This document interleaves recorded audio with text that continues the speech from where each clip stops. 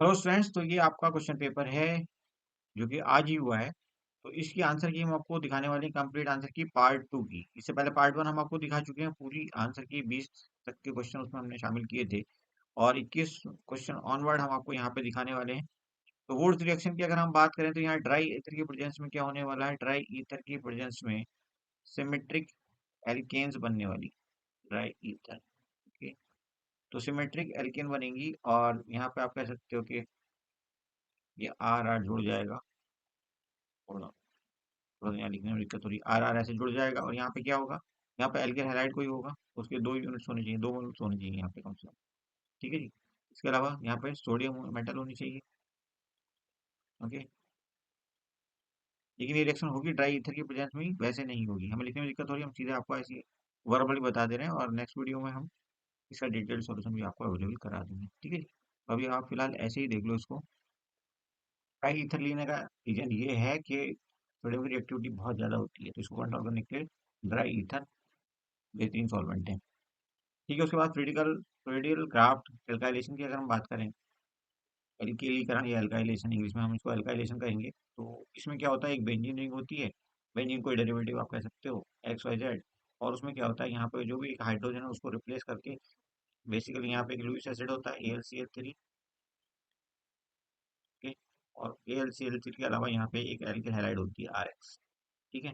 अब ये RX क्या होगा, यहाँ से जो R होगा वो यहाँ बेंजीन रिंग पे अटैच हो जाएगा और यहाँ से एक हाइड्रोजन एटम को ये रिप्लेस कर देगा। लिखने में दिक्कत हो रही है, ठीक है जी। इसलिए दिक्कत हो रही है, कोई नहीं। तो इस सॉफ्टवेयर को हम पहली बार यूज़ कर रहे हैं। तो ये हो जाएगा आपका, आर यहाँ पे जुड़ जाएगा। सॉरी, आर यहाँ जुड़ जाएगा और नया ये एक प्रोडक्ट मिल जाएगा हमें। इसको हम कहते हैं एल्काइलेशन, पेडल क्राफ्ट एल्काइलेशन। चलिए नेक्स्ट देखते हैं। ये इस क्वेश्चन का इंग्लिश वर्जन है और आपको आई थिंक कहीं से कहीं तक कोई दिक्कत नहीं होनी चाहिए। ऑलरेडी हमने आपको समझा दिया है क्वेश्चन का आंसर। नेक्स्ट खंड गा में चलते हैं हम। खंड गा में देखिए यहाँ पे एक सवाल दिया हो, वेल्डिंग ईंधन गैस में द्रव्यमान द्वारा इतने प्रतिशत कार्बन इतने प्रतिशत हाइड्रोजन है, इस गैस के इतने लीटर आयतन का भार 116 ग्राम, सॉरी 11.6 ग्राम है। इसके मोलानुपात का सूत्र बताना है आपने। और इसके अलावा देखिए, हमसे पूछा है मूल अनुपात सूत्र, अणु द्रव्यमान और अणु अणु सूत्र की गणना। ठीक है जी। तो ये सब चीजें आपको यहाँ पे दी गई हैं, हालांकि ऑफिशियल आंसर की है। फिलहाल आप इसको देख लो, क्योंकि जैसे ही हमें टाइम मिलेगा हम आपको डिटेल में इसका सॉल्यूशन बना करके देंगे। आज शायद पॉसिबल ना हो पाए, फिर भी हम ट्राई करेंगे। ठीक है जी। गुण का नियम, अधिकतम बहुलता के नियम को परिभाषित करना है आपने। तो यहाँ पे आप एनसीईआरटी को सीधे रेफर करने के लिए इसने कहा है। हालांकि चलिए कोई नहीं, नेक्स्ट वीडियो में हम इसको भी समझा देंगे। अभी टाइम की शॉर्टेज है तो अभी आप आंसर ऐसे ही देख लो। ठीक है जी। क्वेश्चन भी हम पूरे पूरे दिखा देते हैं, जिसके बाद क्वेश्चन पेपर किसी वजह से नहीं है तो वो क्वेश्चन पेपर यहाँ पे पूरा देख ले। 23rd के दोनों आंसर आपको मिल गए। n = 5 कोष के उपकोषों की संख्या आपने बतानी, तो उतने ही सब सेल होते हैं जितने की n की वैल्यू होती है। तो इसका मतलब 5 हो गया, ठीक है, कोई दिक्कत नहीं है। उसके बाद आप चलिए 24 के बी पे, निम्नलिखित की व्याख्या करनी है। बोर कक्षा की स्थायी अवस्था कहते हैं गतिमान गेंद में तरंग प्रकृति नहीं होती है। ये एक्सप्लेनेशन मांगी है इसने। फिलहाल आप डिटेल में ये सब देख लीजिए। सोडियम की प्रथम आयनन एंथैल्पी की अपेक्षा कम है। सोडियम 11 की, सोडियम मैग्नीशियम, तो ओके सॉरी, मैग्नीशियम से कंपेयर कर रहा है। उसके बाद उत्कृष्ट गैसों की इलेक्ट्रॉन उपलब्धि एंथैल्पी का मान अत्यधिक धनात्मक होता है। और देखिए सी में क्या कह रहा है, F-136 pm का आकार एफ की अपेक्षा अधिक क्यों होता है भाई? ये तो एनायन और एनायन का साइज तो बड़ा होता ही है।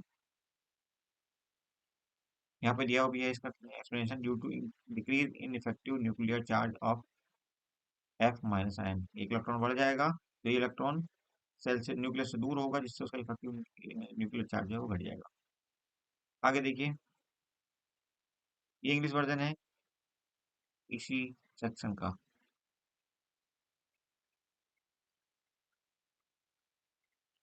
ठीक। अब हम चलते हैं नेक्स्ट पेज पे। यहाँ पे क्वेश्चन नंबर है आपका 26 नंबर क्वेश्चन। H2PO2 माइनस में रेखांकित तत्व की ऑक्सीकरण संख्या का निर्धारण करना है। तो ये +1 दी गई है, ऑक्सीडेशन नंबर यहाँ पे बताया भी गया है ये। आप चाहो तो इसको निकाल भी सकते हो, कुछ इस ढंग से ये निकल जाएगा आपका H2, माय गॉड, H2PO4। चलो हम बाद में बता देंगे, अभी कोई टेंशन नहीं है। बेसिक मीडियम में इस रिएक्शन को बैलेंस करने के लिए कहा गया है। क्वेश्चन नंबर कौन सा है ये? क्वेश्चन नंबर है ये आपका 26 का बी। ओके, 26 का बी। तो यहाँ पे ये दिखाया भी है बैलेंस रिएक्शन। ओके, उसके बाद 27 देखिए, कैल्शियम सॉरी कैरियस ऑकलन में इतने ग्राम कार्बनिक क्लोरो यौगिक से इतने ग्राम सिल्वर क्लोराइड प्राप्त हुआ। यौगिक में क्लोरीन की प्रतिशत की गणना करनी है।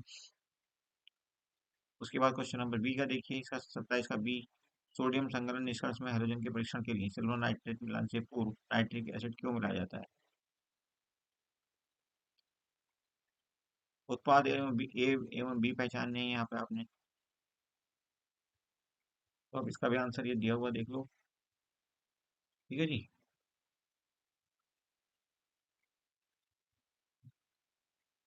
ओके, ए और बी में किसका क्वोशंट अधिक होगा और क्यों? अच्छा, इसी क्वेश्चन से ये एसोसिएटेड है, किसका क्वोशंट अधिक होगा ये पूछा गया है। नेक्स्ट आपका एक अथवा करके दिया हुआ सवाल।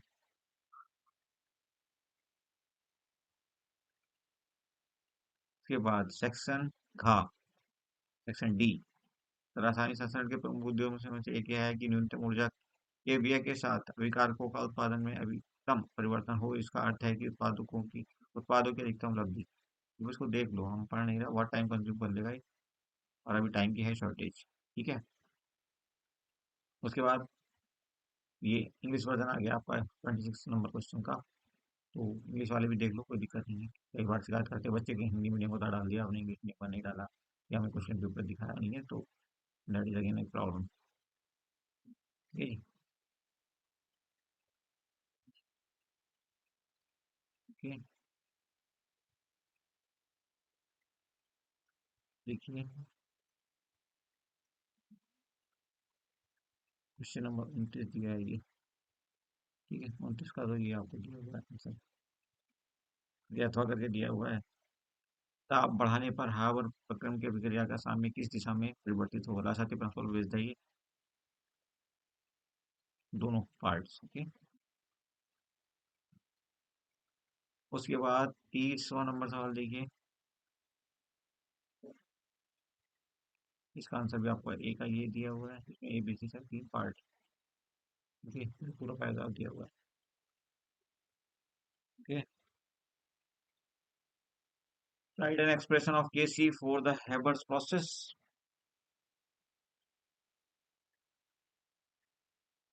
ये आ गया आपका सेक्शन ई। सवाल नंबर, यहाँ पे तो आपको ये इंग्लिश वर्जन चलेगा। एरोमेटिक नहीं है ये बताना, देखो ये ना एक इसने आंसर गलत दे दिया है, यही एरोमेटिक है। हाँ, यहाँ पे इसने इसका आंसर ए का ये दे दिया है, बट ये तो एरोमेटिक है, देख लो व्हाट पेयर ऑफ इलेक्ट्रॉन्स है, कंजुगेशन कंप्लीट है, साइक्लिक है। तो एरोमेटिसिटी के लिए और क्या चाहिए भाई, यही तो चाहिए। ये एरोमेटिक नहीं होगा, एक ये नहीं एरोमेटिक और ये भी एरोमेटिक नहीं होगा। देखो यहाँ पे वन पेयर ऑफ इलेक्ट्रॉन्स है, यहाँ पे भी वन पेयर ऑफ इलेक्ट्रॉन्स है, तो ये एरोमेटिक कैसे हो जाएंगे? ये दोनों एरोमेटिक नहीं है, तो ये डिस्प्यूटेड सवाल है। नेक्स्ट सवाल देखिए, इसका बी पार्ट, एथाइन को बेंजीन में परिवर्तित करने के लिए इसने ये दे दिया, तो ये मेथड होता है रेड हॉट आयरन ट्यूब पे 873 डिग्री के पे, ये हो जाएगा आराम से बेंजीन में कन्वर्ट। उसके बाद कारण देखना है आपको, ये कारण दिया हुआ है यहाँ पे, आंसर किया आप देख लेना, फिलहाल तो हम एक्सप्लेन करने की कोशिश नहीं करते कुछ भी।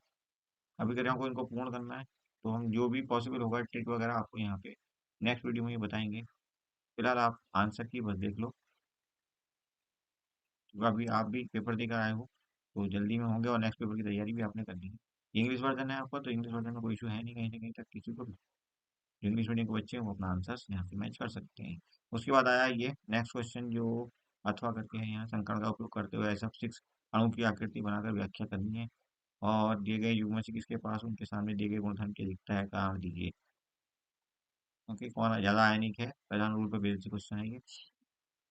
ओके, अवस्था फलन को परिभाषित करना है,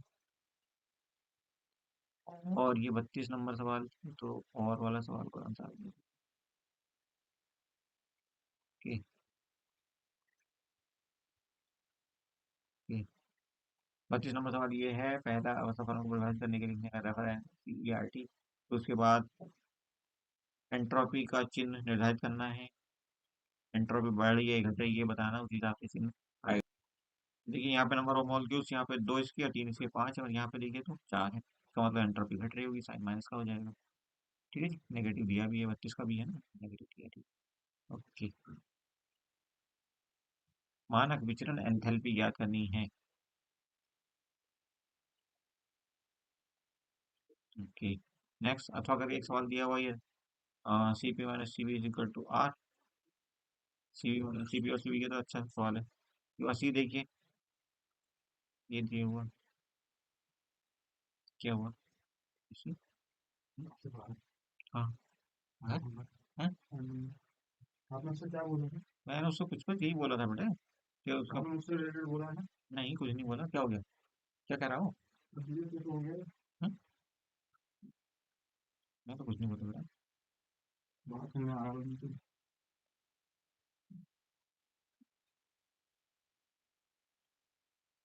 उसी पे थोड़ी सिंपैथी खा रहा होगा, जब मैंने बोल दिया तो आदमी को ऐसा लगता है कि जो हमारे साथ मुसीबत में खड़ा हुआ आदमी हमारा, मुसीबत में कैसे खड़ा हुआ, मुझे कैसे पता? कौन हमारे साथ मुसीबत में खड़ा हुआ है, तो उसके साथ परेशानी थी, उसके लिए मैंने बोल दिया ना बेटा। और ये याद। ओके, 33 नंबर सवाल तो, ये कौन सा सवाल था? चलिए 32 नंबर सवाल ही हो गया, आप 33 नंबर सवाल देख लेते हैं। IUPAC नाम लिखना है इसका। देखिए नंबर ऑफ कार्बन आइटम यहाँ पे 5 है, पेंट हो जाएगा इसका नोड नेम। उसके बाद आता है डबल बॉन्ड और ट्रिपल बॉन्ड, तो वन पे डबल बॉन्ड को 1 दे नंबर देंगे, और इसको देंगे हम 4 नंबर। ठीक है, ट्रिपल बॉन्ड को, तो डबल बॉन्ड को यहाँ पे प्रायोरिटी मिलेगी। तो पेंट 1 3 4 आएंगे, ठीक है। उसके बाद आता है ये दूसरा वाला, इसको 3 हाइड्रोक्सी पेंट, 3 हाइड्रोक्सी है, number of total carbon atom 1 2 3 4 5 है। ठीक है, तो पेंट हो गया। उसके बाद 4 पे इनोइक एसिड लगा के लिए। ठीक है जी। और नेक्स्ट देखिए, समार होता बतानी है यहाँ पे किस टाइप का समार होता है। उसके बाद इलेक्ट्रॉन स्नेही और नाभिक स्नेही क्या होते हैं ये बताना है हमने। 33 का BC। और उसके बाद अथवा वाला एक सवाल दिया हुआ है, hyper conjugation in is greater than this.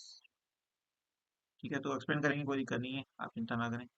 अगर आपको डिटेल्ड सॉल्यूशन की जरूरत है तो आपको जल्दी और सॉल्यूशन करा दिया जाएगा, जिससे नए बच्चे भी देख सकें। ठीक है जी, तो ये हो गया आपका 33 नंबर सवाल का इंग्लिश वर्जन आ गया। ठीक है बच्चों, ये और करके ये सवाल है उनका आंसर। ठीक है, that's it, that's it, okay. तो ये हो गया कंप्लीट आपका वीडियो, पूरी आंसर की आपकी। Thank you for watching, see you soon.